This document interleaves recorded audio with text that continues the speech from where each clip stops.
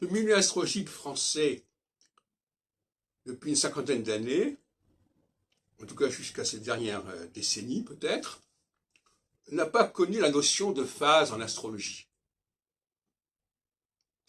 Il ne vivait pas là-dessus. Et ce qui est intéressant d'ailleurs aussi à ce sujet, déjà signalé, à quel point les astrologues ne font pas confiance à l'astrologie. Aucune réunion astrologique, aucune décision astrologique n'a été prise au regard de la configuration astrologique, au regard des phases astrologiques. L'astrologie, c'est pour les autres. Nous, entre astrologues, on n'en a que faire de l'astrologie. En tout cas, on ne va pas appuyer nos décisions, nos datations, nos fixations d'échéances par rapport à l'astrologie, et ce serait complètement ridicule.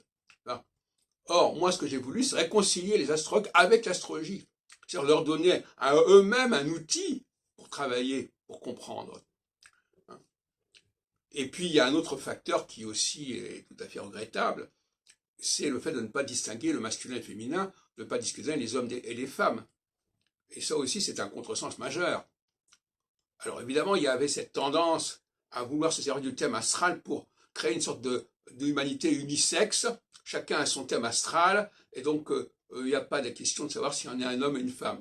Bon, ça c'est tout à fait inacceptable. La question de la masculinité-féminité, elle n'est pas dépendante du thème astral.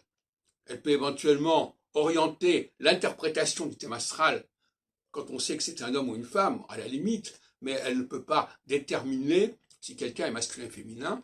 Et donc finalement, on voit bien que la grande lacune, quand on regarde les choses avec un certain recul, il n'y a aucun travail dans le milieu astrologique pour définir ce que c'est qu'un homme et ce que c'est qu'une femme. Alors certains diront, ça n'est pas de l'astrologie.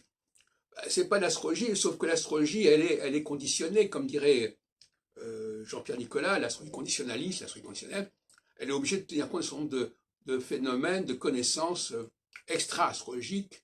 Elle est obligée d'être dans l'interdisciplinarité.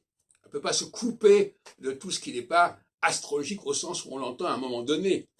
Bon. Donc, il ne suffit pas de nous dire oui, alors oui, il y a évidemment des planètes féminines, masculines, des signes masculins, féminins. Non, c'est pas sérieux. Il faut travailler sur l'anthropologie, il faut travailler sur la linguistique, parce que la linguistique, elle nous parle énormément du masculin et du féminin. C'est une structure fondamentale qui, constamment, dans la langue courante, on est constamment dans le masculin et le féminin. Bon. Et donc, là aussi, l'astrologie, elle est complètement décadente, elle n'est même pas en phase, c'est le cas de le dire, avec une certaine théorie du temps, à part l'ère du Verseau, à part... oui, bref, l'ère du Verseau, c'est n'importe quoi, parce que c'est pas n'importe quoi, mais c'est sur des périodes tellement longues que ça ne permet pas du tout de comprendre et de structurer la vie au quotidien, ou la vie, etc. Alors on va structurer par rapport aux élections. Alors les élections qui n'ont rien à voir avec l'astrologie, qui sont basées sur des choses complètement fictives, c'est ça qui va devenir le repère, et c'est à ce moment-là que les astrologues vont commencer à s'exciter. Voilà, ah oui, alors il y a une élection, on va regarder les astralités pour savoir qui va gagner, etc.